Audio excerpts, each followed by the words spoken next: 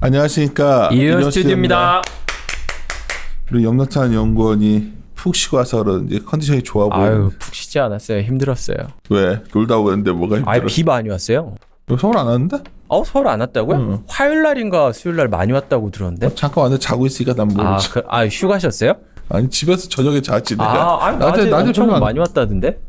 네, 하여튼 비 오는데 뭐 배 타고 난리도 아니었어요. 배를 타고 어디 갔어요? 아니 보니까 여수에서 경도라고 배 타고 한 5분 정도 가는 작은 섬이 있는데 거기 안에 하모가 유명하다고 하더라고요. 갯장어 이렇게 샤브샤브 같이.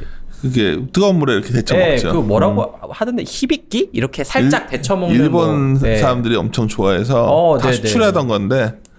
여기 건너가면은 대방동 그쪽이 되게 유명한 가게, 하모 가게 있죠. 그거 너무 신기하더라고요. 이게 그 여수에서 먹으면은 소짜 그러니까 와이프랑 저랑 먹는 게 16만 원인데 배 타고 5분 들어가니까 10만 원이 되더라고요. 배값이 6만 원 하지 않아? 아니 1,000원이에요, 1,000원. 아니 진짜 5분 가요, 5분. 그래? 그런 거 좀 신기했어요. 이게 원래 하모가 비싸죠. 서울에서도 제철에 먹을 수 있는데 처음 먹었단 말이야, 하모를. 네. 저 그런 하모라는 단어를 처음 들었어요. 아주 맛있진 않지 않아? 아주 맛있진 않고 그냥 특이해요. 막 사람들이 좋다고 하니 그런 거 있잖아. 막 맛있다고 해야 되는 분위기. 네. 얼마 전에 내가 저번 주에 민어를 먹는데 안 들었어요 좋겠는데 얘들 안 들으니까 민어 와 이게 와 막 이러는데 이거 회는 맛있었는데 탕을 원래 민어는 탕을 먹잖아요. 그쵸. 근데 탕을 먹는데 약간 비릿하더라고 그날. 근데 맛이 없었는데 민어회는 불에가 맛있는데 불에도 하얗게 맛있는데 하여튼 탕이 잘 끓이는 집은 그 냄새가 안 나는데 딱 그래서 내가 맛있으면 다무다 막 이거는 뭐 어디서 먹을 수 없는 거야 막 먹는데 먹는 척 해야 되고 그랬는데 이 얘기를 왜 하지 또 횡설설하네. 네, 하모는 뭐 저 괜찮았긴 했는데 말씀하신 대로 정말 야 이거는 꼭 매년 6월에서 8월 사이에는 먹어야겠다 이런 느낌은 아니었고요. 거죠 거기 가가지고 그냥. 네, 뭐 간 김에 특산물이고 제철이라고 하니까 먹은 거죠. 그래요. 네. 역시 돌아오니까 서울에 오늘 비 온다고 그러는데. 네, 맞아요. 비 온대요. 알겠습니다. 시장 다들 지쳐가는 것 같고 주말에도 나도 저번 주에 술 약속들이 많아가지고 하여튼 왜 이렇게 월요일부터 힘든지 큰일 났네. 더워서 그래요. 더워서. 그래요. 우리 한 주 쉬었는데 우리 염락찬 연구원이 없으니까 이리 오니 갑자기 확 꺼진 느낌이었는데 불 꺼진 창의 느낌이었지만 다시 살려놓기 바라고. 네. 봅시다. 그럼 일정부터 볼까요? 일단 이번 주 같은 경우에는 한 두 가지 정도 정리를 했는데요. 일단 중요한 거는 삼성전자가 실적을 발표를 하죠. 지금 화요일로 예정이 되어 있는데 추정치가 최근에 조금 올라오고 있습니다. 나도 아침에 최영사님도 얘기하고 있지만 아까 아침 모닝 때 얘기했지만 최근에 다 7조 이상 올리는 분위기여서. 네. 지금 컨센서스가 6.5조 원이거든요. 한산만 6.5조고 다 7조 이상이에요. 맞아요. 한 1분기가 6.4조 정도였으니까 거의 1분기랑 2분기랑 플랫할 거다라는 게 기존 전망이었는데 지금 7월 달에 제가 보고서 세보니까 5개 나왔더라고요. 5개 중에 4개가 7조 원 이상으로 이렇게 영업이익 전망치를 썼더라고요. 이 실적의 특징은 뭐냐면은요. 뒤로 가면 뒤로 갈수록 정보량이 많아져요. 그렇기 때문에 어닝 시즌 바로 직전에 발표하는 게 가장 신뢰성이 높거든요. 근데 그거 데이터로 보면은 지금 7조 원 이상으로 나올 수도 있다라는 거고 기존에 아직 리비전 그러니까 추정치 변경 안 하신 분들 있잖아요. 그러다 그거랑 비교를 한다면은 어닝 서프라이즈 나올 수도 있다라는 거죠. 그건 알고 계시라고요. 7조 나와서 이제 언론에서는 뭐 어닝 서프라이즈 할 텐데 이거 다. 그렇죠. 한 3개월 전에 추정치도 섞여 있고 섞여 있다 보니까 그 정도 알고 계시면 될 것 같고. 네. LG전자도 있나 이번 주에?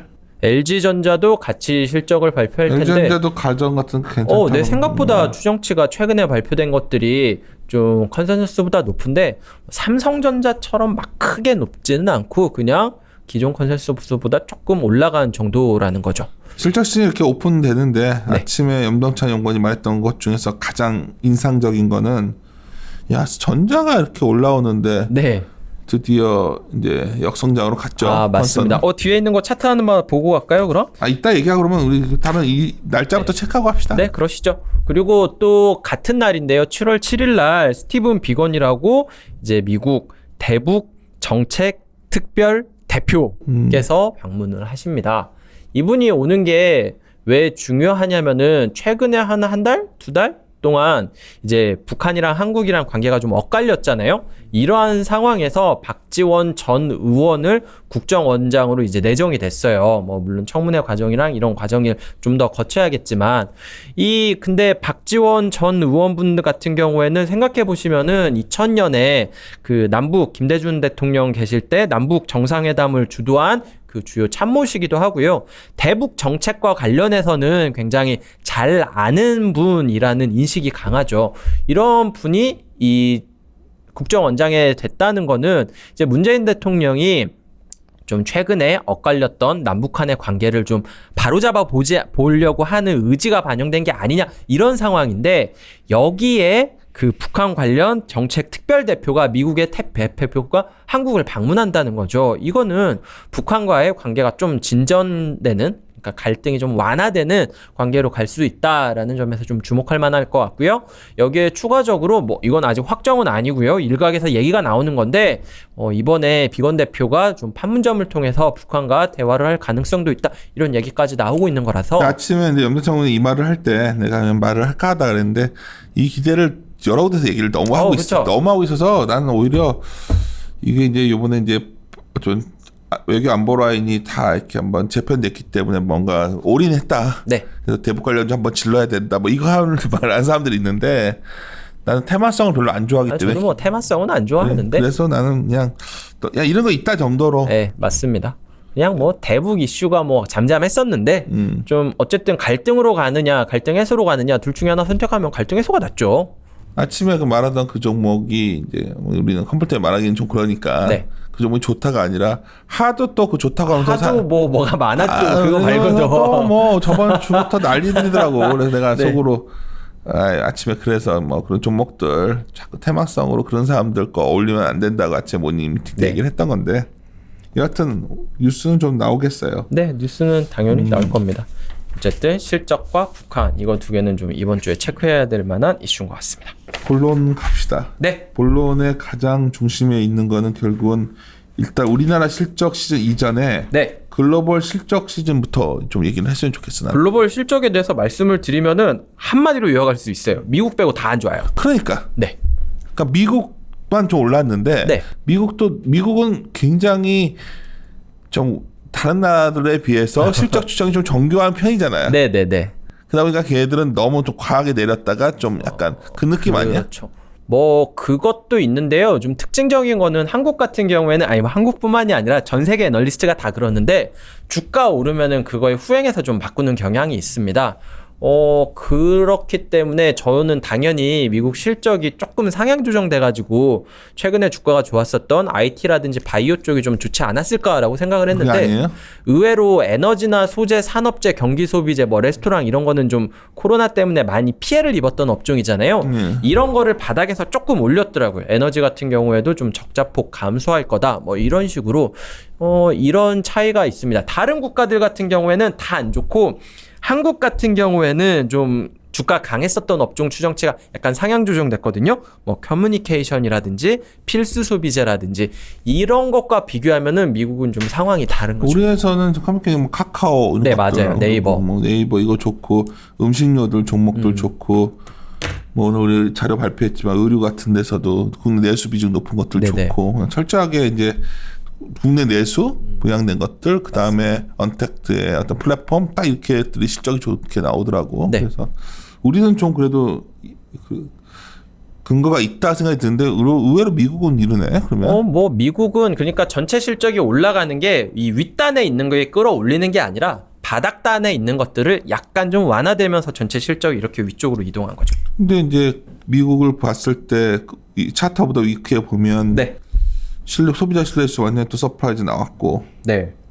근데 이거는 약점이 하나 있는 게 이게 6월 달 미국 소비자 신뢰 지수가 6월 18일 이전까지 데이터를 합쳐진 거거든요. 근데 6월 후반부에 좀 그 코로나 감염자 수 좀 급증하면서 뭐 일부 지역에서 다시 봉쇄하고 그런 게 나타났잖아요. 그거는 좀 반영 안 되기는 했지만 어쨌든 바닥에서는 좀 빨리 올라오기는 했죠. 생각보다 좀 지표는 빠르게 반등했습니다. 그리고 이제 중간중간에 제가 데이터들을 좀 해석하는 걸 말씀드려야 될 것 같다는 생각이 저번 주에 들었어요. 이제 뭐 우리 주알모 PD랑 좀 그런 거를 좀 나도 강의를 만들자고 해서 근데 뭐 할 줄 아직은 뭐 저 하나 해볼까 저도 생각 중이긴 한데 그거 해야 될 것 같아. 왜냐면 약간 두 분이 싫어하실 것 같은데. 좋아해. 해. 염동찬에 뭐 이런 것들을 하더라. 저 막 이렇게 막 스크립트랑 막 쓰고 그랬었는데 에이, 일단 하반기 전만 쓰고 하자 했었는데.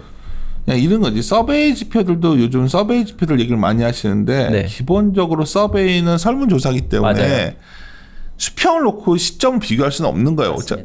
이해하지? 네. 비교는 하지만 우리가 이게 사람이 그치. 좋다 싫다라고 보면은 이렇게 나쁜 거에 더 민감하게 반응을 그러니까 해요. 내가 가끔 요즘 당황스러운 게 이 서베이 지표를 갖고서 어떤 전망의 예측의 근거로 쓴다는 거는 사실 좀 그렇지 않냐? 이게 한국은 특히 안 맞죠. 그래서 그러니까 한국은 서베이 지표 잘 안 쓰잖아요. 그런데 아무리 좀 근거가 데이터 찾을 게 없어서 근데 하여튼 중요한 건 서베이 지표라 했기 때문에 아까 그 말도 일리가 10월 18일에 서베이에서 달랐을 거라. 맞습니다. 그 말 했던 것 같아서 내가 갑자기 생각나서. 어쨌든 지표는 개선됐는데 이것만 보고 야 이씨 미국 코로나 끝났다 이렇게 생각하면 좀 안 될 것 같고 저 약점이 있다 이 정도는 좀 체크하실 필요는 있을 것 같아요. 저번 주에 가장 놀랬던 사건이 테슬라가 도요다를 넘었었던 거죠. 네, 시가총액 1위가 됐습니다. 근데 테슬라 정말 어마어마하네. 그 전에는 뭐 도요타가 1위, 그 다음에 폭스바겐이 2위였는데 지금은 폭스바겐이랑 테슬라랑 시가총액 비교하면은 테슬라가 2배 이상 높아요. 그러니까. 그렇게까지 올라갔습니다. 그러니까 제가 최근에 좀 이제 굉장히 헷갈려서 고민되는 거. 이제 우리 시간은 뭐 함께 고민하자는 모토로 말했으니까 뭐 질문에 답변해주는 그런 프로는 아니지만 저희가 그건 다시 말하지만 그건 쉽지 않고. 네. 근데 이런 고민이 점점 되는 것 같아요. 테슬라의 어떤 시장의 평가, 시가총액을 과연 기존의 밸류에이션 기법으로 설명할 수 있는가? 안 되죠. 그러니까 이게 아니면 버블인가 이게? 정말 누구 말대로 많은 사람들의 생각대로 그냥 그러다가 이제 일부에서 이제 최근에 유동성을 관련된 지표를 넣어서 만들다는데 그거 갖고 설명은 안 되는 것 같고. 네. 그치? 네. 그러니까 결국은 자산의 가치가 요즘 드는 생각이 점점 내가 주말에 혼자서 막 영화도 보고 이제 좀 계속 쉬었어요. 쉬면서 책 보고 하면서 느꼈던 게 무형재 자산을 우리가 자꾸 그 무형 자산인데 결국 이거 테슬라도 어쩌면 자동차 회사가 아니라 계속 말했던 게 소프트웨어의 무형 자산이다 주장을 했는데 그 가치를 언젠가 밸류에이션하는 상황이 오지 않을까 하는 생각이 좀 드는데 이게 참 어려워요. 무형자산 같은 경우에는 이제 밸류에이션의 가장 중요한 덕목이 됐는데 밸류에이션이 안 되는 항목이라는 그러니까. 게 그게 문제예요. 특허권 정도 우리가 보통 산정을 했었는데 결국은 우리가 이 분야를 갖고서 뭔가 그렇잖아. 그레이엄도 주가를 설명하다가 이제 이런 변화를 찾다가 나중에 그레이엄이 이제 안전 마진도 생각해내고 이랬듯이 야 진짜 뭔가 구조로 바뀌었는데 이거를 아직 우리의 측정치로서 못 넣는 거는 자산의 개념이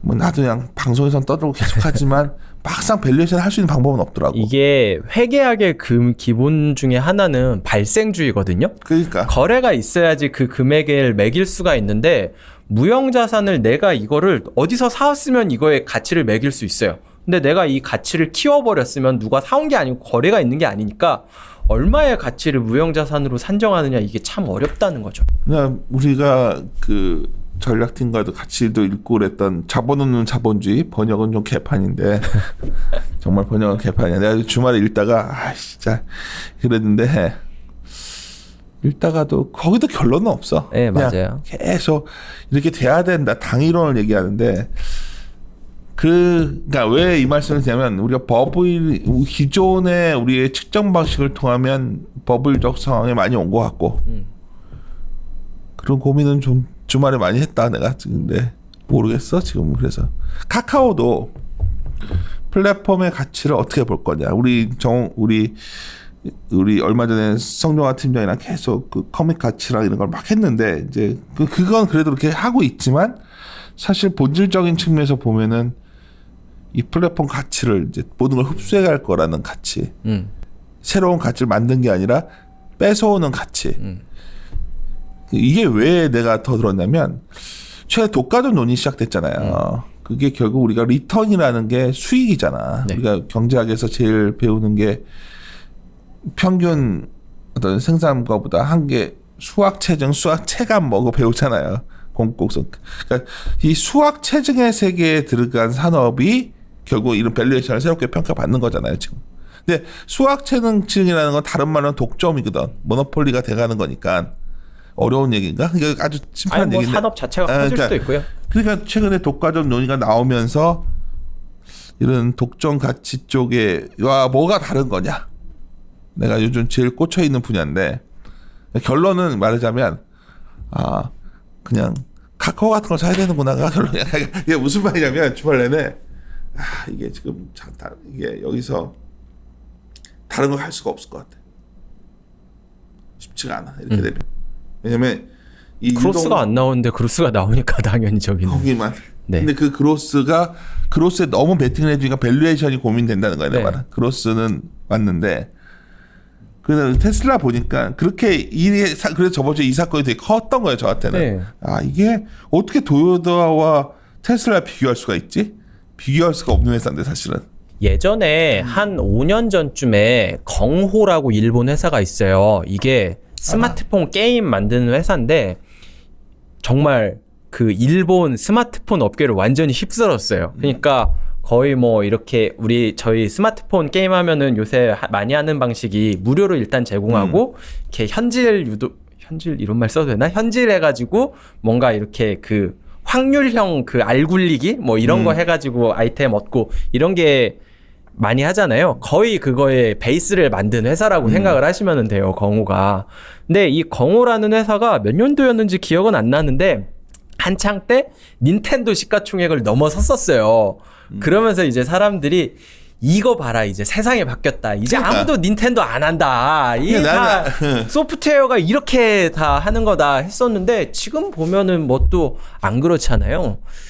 그게 완전 트렌드가 바뀐 건지 모르겠어요. 잠깐 이렇게 하는 건지 저도 좀 헷갈리기는 해요, 지금. 하다 보면 답도 없는 거 얘기해서 죄송합니다. 이 부분은 갑자기 지금 제가 테슬라 이거 연동생을 가져와가지고 똑같은 고민들 다 하고 있을 것 같아요. 네. 밸류에이션 보면 시장 전체로 고민이 되는데 이것들만 따로 지는 상황이어서 이게 언제까지 이룰 수 있을까? 네. 우리 현실 얘기 좀 합시다. 그럼에도 불구하고 코스피의 현재 영업이익을 봤더니 드디어 122조가 깨졌네. 120조가 계속 우리 방송에서 말씀드렸지만 작년도. 네, 맞습니다. 역성장이네. 역성장이죠. 이제 공식적으로 역성장입니다. 역성장까지는 안 갈 거라고 생각을 했는데 역성장입니다. 이게 지금은 사실 추정치 떨어지면 안 되는 시기였거든요. 그러니까. 근데도 계속 슬슬 내려오고 심지어 삼성전자, LG전자 추정치가 조금 상향 조정되는데도 슬슬 내려오더라고요. 이거는 굉장히 어떻게 보면 충격적인 사건인데 여기에 좀 더 걱정되는 거는 지금 1분기 영업이익이 23조 원 정도였고 2분기가 25조 원 정도였습니다. 2자로 시작하죠. 근데 3분기가 38조, 4분기가 34조입니다. 4분기 특히 절대 동의할 수 없어. 4분기는 절대 안 나와요. 절대 안 나와. 절대 안 나오기 때문에 아마도 밸류에이션으로 보면 상당히 버거워. 지수가. 맞아요. 이거는 저희가 지수가 오른다 내린다를 말씀드린 게 아니에요. 그냥 뭐 저 옛날 리서치 베이스 투자의 한계를 말해도 그러니까 아까 제가 차우드에 그래서 방금 전에 밸류에이션을 막 이제 고민이 되는 거죠. 올해 이익으로는 설명할 수 없는 레벨인 건 맞습니다. 돼버렸어요. 그리고 중요한 게 내년도 걸 땡겨 쓴다 하더라도 지금 내 생각에는 2분기 실적 나오면서 나는 그냥 각 섹터들이 각자 가져오지만 나는 중간에서 다 흡수할 수밖에 없잖아요. 그러니까 실적 안 좋아. 네, 맞아요. 안 좋아. 2분기까지는 안 좋아요. 생각해보면 3, 4, 5월이 코로나 제일 심했잖아요. 4, 5월 두 개 달이 포함된 게 근데 지금 2분기인데. 문제는 4, 5도 내수 쪽에서 이제 예를 들어서 뭐 요새 날리는 게 뭐 술 이런 것들, 의류, 국내 의류 같은 것들 이런 것들 빼고는 정말 전혀. 그러니까 의류는 근데 돼요? 그러니까 이런 거야. 수출 안 하는 의류. 수출 안 하는. 내가 예를 드는데 우리가 커버 안에서 종목 얘기를 못 하는 건데 네. 엄청 좋을 줄 알고서 탐방 보냈다가 네. 갔다 왔는데 국내에서 엄청 잘 팔려 안경 같은 게 네. 지금 왜냐면 생활 우리 돈 나왔잖아요. 안경들 많이 바꾼 거야. 아. 그래서 당연히 좋아졌을 줄 알았던 거야. 그래서 야 이거 이런 거 주가도 다시 올다 내려와 그랬는데 수출 비중이 60% 이내서요. 그러니까 종목 볼 때 내수 비중이 몇 프로냐를 꼭 봐야 되는 것 같아 지금. 그러니까 기업을 보실 때 얘가 만약 수출 비중이 70이다, 80이다 이러면 자료 쓴데 그거 넣어야지. 그거 괜찮은 것 같아요. 왜냐면 아니, 내 느낌이야. 그냥 딱 기업이 괜찮은 줄 알고 갔다가 엉뚱한 것들이 자꾸 나와가지고 봤더니 네. 하나처럼 수출 쪽은 거의 막혀 있고. 그러니까 이게 지금 수출 쪽이 그래도 되는 거여가지고 이렇게 섞이면 좋은데 이게 좀 지나가고 나면 정리가 될 것 같은데 계속 내가 그래서 갔다 와서 자료 TP 같은 거 할 때 계속 그거 고민하는 건데 여하튼 이 실적 봤더니 이렇게 되는 게 수출 쪽인데 요런 따라 수출이 확 좋아질 수는 없잖아요 지금. 반도체만 좋겠지 뭐. 아니 뭐 여전히 아까 서두에 좀 소재라든지 미국 같은 경우에는 에너지라든지 산업재가 바닥에서 조금 이 정도까지는 아니었나 보다라면서 조금 올라오고 있는데 한국은 여전히 내려가고 있습니다. 산업재 쪽, 경기 소비재 쪽, 에너지 쪽, 소재 쪽 계속 떨어지고 있어가지고 약간 좀 걱정이 되죠.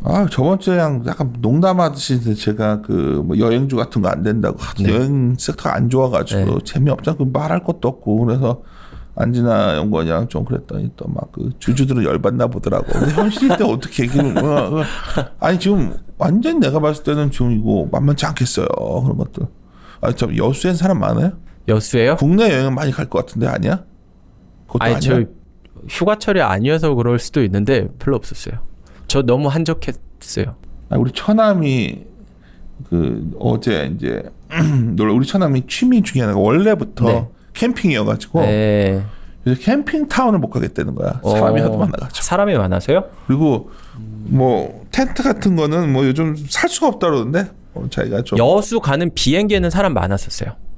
거의 한 85% 정도? 그리고 제 패친 중에 제가 한 번도 뵙진 않았지만 하도 들으실지 모르겠는데 제주도에서 펜션 하시는데 이학년 많이 올라오셨더라고. 제주도 이쪽이랑은 좀 많이 가는 것 같아요.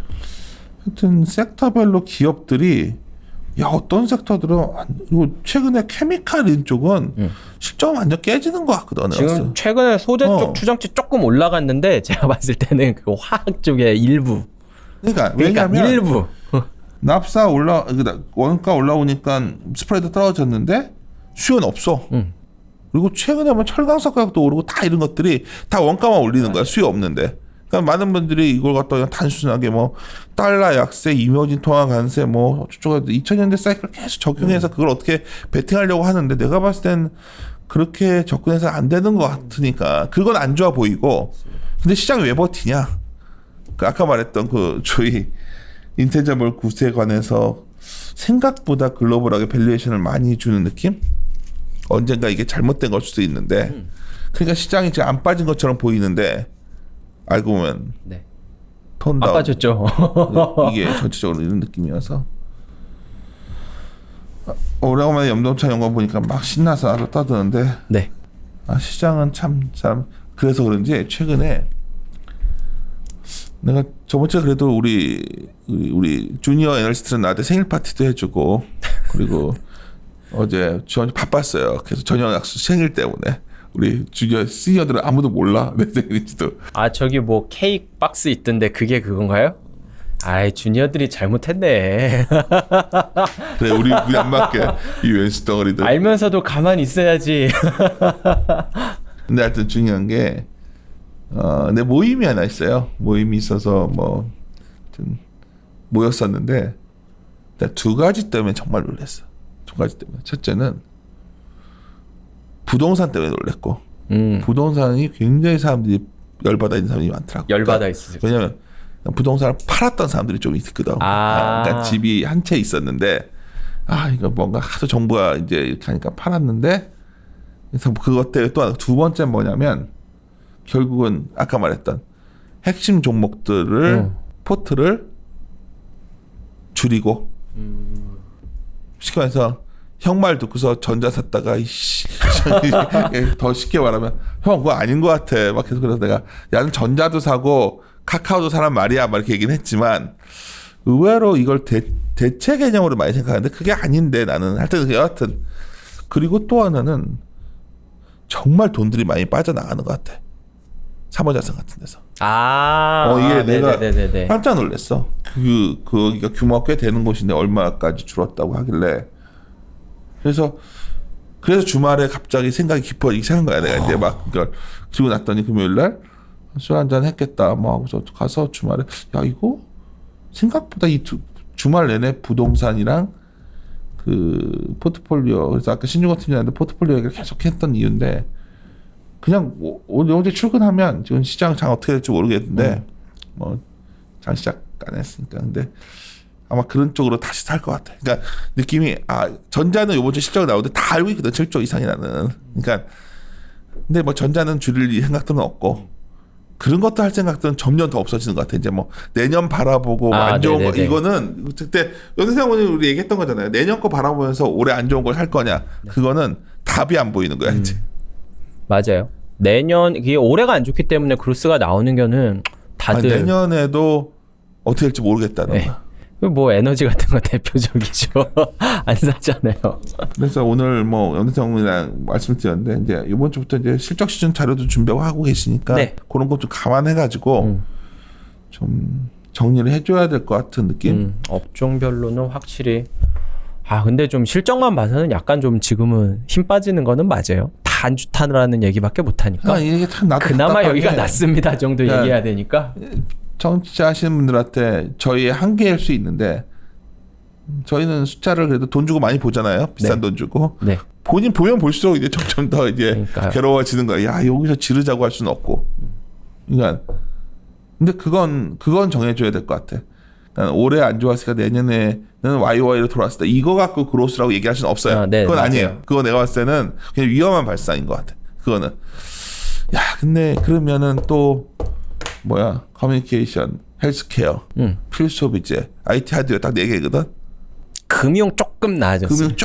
금융. 야 은행도 근데 내가 정말 은행 얘기했다. 그러니까 욕을 조금 올라가가지고 은행 얘기하면은 은행 얘기했다가 진짜 이게 또 힙업했는데 그래도 은행도 괜찮은 것 같은데 문제는 부동산 이쪽을 연동해서 봐야 되니까. 그건 뭐 그 정도. 이거 외에는 정말 아닌 것 같습니다. 제가 봤을 때는 지금.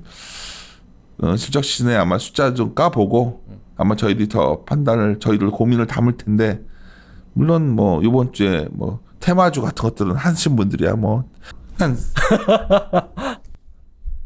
진짜 돈은 많다. 이게 지금 정부 정책 결정자분도 정책이 잘못된 게 아니라니까요. 부동산이 지금 사람들이 지금 잘못 알고 있는 게 있어요. 그러니까 내가 주말 내내 했던 얘기인데 어떤 친구한테 자꾸 이제 집이 왜 안 빠지냐는 거야. 돈이 많아서. 그럼 돈을 회수해야 부동산이 빠질 텐데 금리를 올려야 되거든. 안 되죠. 금리를 올릴 수가 없다니까. 이게 지금 다 패를 일으켜버렸어. 이게 외통수에 빠져버렸기 때문에 이걸 읽은 사람들은 그래? 정부가 규제할 때 그냥 나 열심히 부동산 사는데 나중에 세금이 뭐 5년 뒤가 돼도 뭐 상관없거든. 돈 많은 사람들. 내가 많은 사람들도 그냥 그래? 요즘 최고의 재테크 뭐라 했는 줄 압니까? 내가 진짜 이 말 들으면 이건 팁으로 드릴게요. 정말 이건 부동산들 잘하는 사람들이니까. 이러다 아파트 청약에서 해도 못 들어가는 사람들이 많이 나올 거라는 거야. 무슨 말이지? 난 청약을 안 해봐서 잘 모르는데. 청약을 했다가 대출이 안 나와서? 그거 주로 다닐 거래.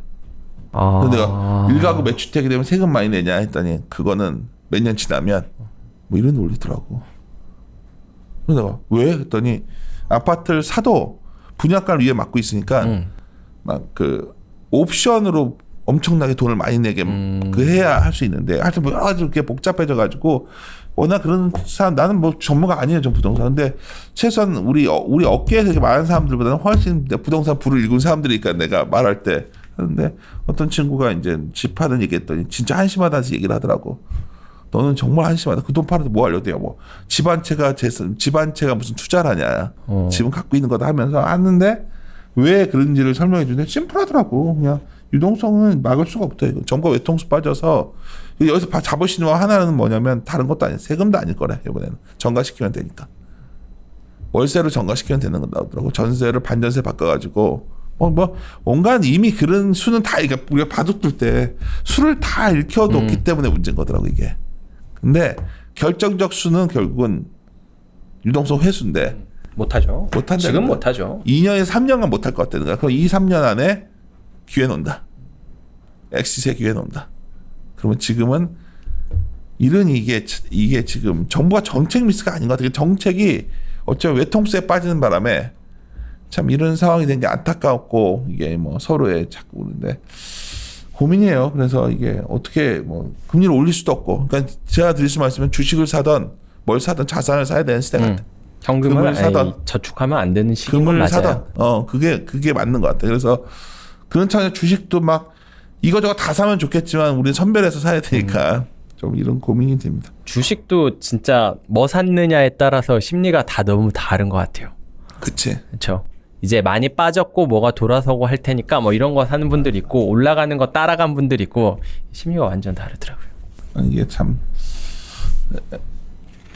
그래도 염도차 형이랑 또 얘기하다 보니 내 생각이 정리됐는데 내 생각만 정리되고 하여튼 아 맞다, 저번 주에 그 찍을 때 뭐 친정부 연구원이라고 해가지고 그건 아무것도 아니야. 너 지금 우리 몇몇 애널들이 방송 거부했어. 지금. 왜요? 아니 막 자꾸 뭐 메일 오고 막 전화 오고. 아 그래요? 아니 저 당신 정부에서 다니는- 토론회 나오라고. 그거 너 당연히 그거 그거 갔어야 되는데 휴가 때문에. 이 인간이 나보러 그걸 가라 그래가지고 내가 미쳤냐 그걸 왜 가냐. 거기 가면은 싫어. 좋지 않으세요?